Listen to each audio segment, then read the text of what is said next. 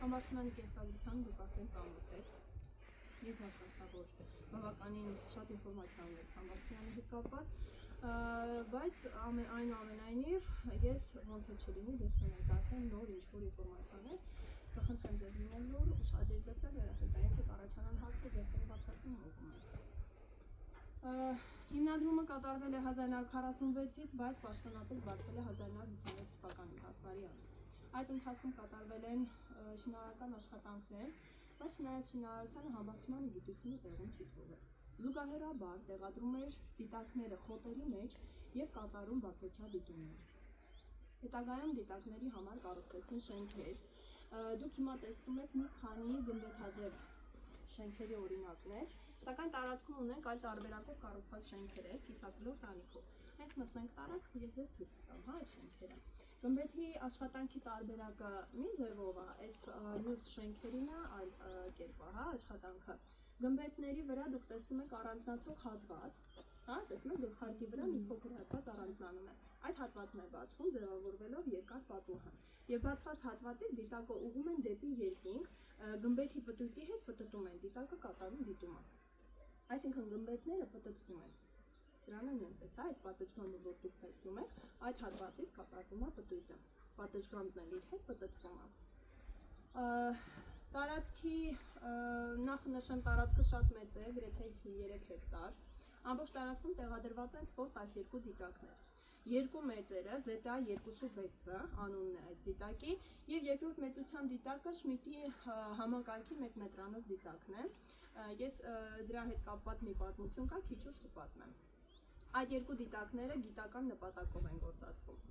Այսինքն էքսկուրսիաներ մենք այս դիտակով չենք անցկացնում, հա, որպես այդպեսին դիտումներ մեզ համար նախատեսված չկա, հա, այս դիտակները։ Եվ դիտակները աշխատում են բացառապես համակարգիչներով։ Աչքով դիտում չեն անում այս պահին, հա, եւ դա իհարկե մի որոշ ժամանակ հետո, քանի դեռ չկային համակարգիչներ, աչքով դիտումներ կատարում էին։ Հետագայում արդեն միացվեցին համակարգիչները։ Երկու փոքր դիտակներ ունենք մուտքի մոտ, որտեղից մենք եկանք։ Այդտեղի տեղադրված դիտակներով կատարում ենք էքսկուրսիաները։ Աչքով դիտվող դիտակներն են համեմատաբար փոքր չափսերի, 30-40-50 սանտիմետր դրամաչափ ունեցող։ Հա, իրանք խողովակած դիտակներ են, աչքով են դիտում։ Մնացած բոլորը, բացի այս 4-ից, գործածվում են ուսումնարական նպատակով։ Այսինքն ուսանողների պրակտիկաները անցկացնելու համար։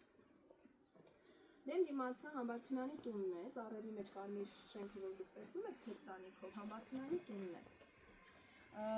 Նախ նշեմ, որ տան եւ հիմնական տարածքի պարիսպը եւ տունը նա կառուցել է իր առաջին ստալինյան մեդալով, այսինքն նա մեդալ է ստացել իր աշխատանքի հաշվին եւ այդ մեդալով էլ կառուցել է իր տունը եւ հիմնական պարիսպը։ Այս հատվածը չի փակել հատուկ յուրականի բնակիչների համար։ Այսինքն քանի որ տարածքը շատ մեծ է, որպեսզի բնակիչները այս հատվածում էլ կան տներ, հա, չշրջանցեն ամբողջ այս տարածքը, ինքը բաց է թողել հատուկ հենց գյուղացիների համար, որպեսզի իրենք կարողանան ավելի հեշտությամբ տեղափոխել հիմնական տարածք իրականը։ Դրա համար էլ այս հատվածը բաց է։ Երկրորդ մեծության դիտակի հետ կապված 1930-ականներին Ադոլֆ Հիտլերը պատվիրում է դիտակ հատուկ Մուսոլինիի համար Իտալիայում աստղադիտարան հիմնելու նպատակով։ Դիտակի կառուցումը սկսում են, բայց մնում է թերի, որովհետև պատերազմը խանգարում է։ Դիտակի կառուցումը ավարտվում է Լենինգրադի օպտիկամեխանիկայի միավորմամբ, այսինքն որպես ռազմական ավար, Սովետական միությունը այն տեղափոխվում է Լենինգրադ։ Այնտեղ էլ ավարտվում է դիտակի կառուցումը, իհարկե սեփական Ռուսաստանի շահերի օգտագործելու նպատակով, սակայն Համբարձումյանը, իմանալով, որ դիտակը գտնվում է Լենինգրադում, նա մեկնում է Գերմանիա։ Բանակցություններ է վարում դիտակի այստեղ Հայաստան բերելու համար, ասեմ, որ շատ լուրջ խնդիրների առաջ է կանգնում դիտակը այստեղ բերելու համար Համբարձումյանը, բայց հասնում է նրան, որ դիտակը իրեն նվիրում է։ Եվ 1960 թվականին վերում տեղադրում են Բյուրականի աստղադիտարանի տարածքում, կատարվում է բացումը Խրուշովի ուղեկցությամբ, հա, Խրուշովը ինքը ներկա է գտնվում բացմանը, եւ 61 թվականին կատարվում է առաջին ուսումնասիրությունը այս դիտակով, կատարում է Բենյամին Մարգարյանը, մեր աստղագետներից մեկը, որի արդյունքում հայտնաբերվում են 1500 գալակտիկաներ առանձնահատուկ ուլտրամաշակագույն ճանապարհներում։ Այդ գալակտիկաներն էլ անվանվում են Մարգարյանի անունով։ Մարգարյանի գալակտիկաներ կամ մարգարյանական աստղեր, շատ հաճախ այդպես են կոչվում։ Իհարկե այդ ուսումնասիրությունը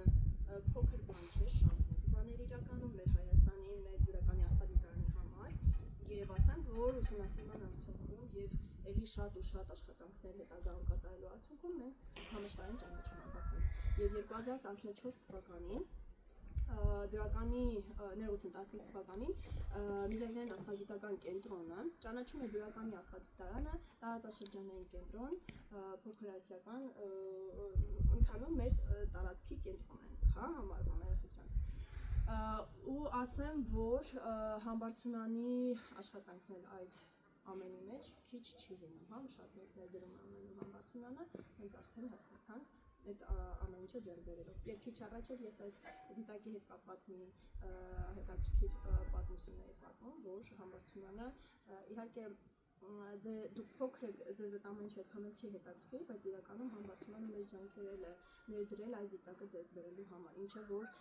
սովետական միության ժամանակ շատ անհնարին էր թվում մեր նման փոքր երկրի համար։ Ասեմ, որ Բյուրականի աստղադիտարանը ինձ չի ընտրվել հենց Բյուրականում, Բյուրականը լանջային գոտի է եւ գտնվում է Երևանի եւ Արագածի միջև։ Եվ քանի որ բարձրությունը 1400 մետր է ծովի մակերևույթից, հա, ծովի մակերևույթից բարձր 1400 մետր, եւ այդ բարձրությունը խոսում է օդի պարզության մաքրության մասին։ Դրա համար էլ համբարձումն ընտրել է այս տարածքը եւ այդ օդի պարզությունն արդեն վկայում է մասին, որ հնարավոր է կատարել ավելի լավ դիտումներ եւ աշխատանքներ, հա, գիտական աշխատանքներ այս տարածքում, ինչպես նաեւ մոտ է քաղաքին, Երևան քաղաքին։ Այսինքն գիտաշխատողների տեղափոխումը այստեղ ավելի հեշտ է, հա, տարածքի հետ կապված։ Եվ ոչ միայն լուսային աղտոտվածությունն էլ այստեղ շատ քիչ է։ Այսինքն լուսային աղտոտվածություն ասվածը հասկանում եք ինչի մասն է երեխեք։ Այսինքն լուսավորությունը, լույսերի քանակը շատ քիչ է։ Հիմա տեսեք, դուք գյուղի երեխեք եք, ճիշտ է։ Ձեզ մոտ էլ աստղերը շատ լավ են երևում։ Գիտեք ինչի է դա կատարվում, որտեղ գյուղում լույսերը քիչ են, հա։ Նույնն էլ այստեղ լույսերը քիչ են, դրա համար աստղերը պարզ են երևում։ Իսկ քաղաքում շատ դժվար է լավ աստղալի երկինք տեսնելը, որտեղ անհնար է, քանի որ քաղաքի լույսերը շատ են, ու այդ լուսավորության ահռելիության պատճառով երկինքը լուսավորվում է ու գրեթե ոչինչ հնարավոր չի լինում տեսնել։ Նույնիսկ այստեղից հիմա այս պահին այդ խնդրի պատճառով քաղաքի դեպի այն կողմ հատվածը երկինքը ուսումնասիրել չի լինում։ Հարցեր ունենք։ Այս հատվածում էլ գտնվում է գործարանը, երկար շենքը կարմիր տանիքով, հայլապատման գործարանն է, կառուցված հատուկ Բյուրականի աստղադիտարանի համար, եթե կան ռազմավարությունը, դիտակների հայրիները տեղափոխում են այնտեղ, կատարում հայլապատումը, մաքրումը, հա, նորից տեղադրում են դիտակների վրա։ Եթե հարցեր չունենք այս ամենի հետ կապված,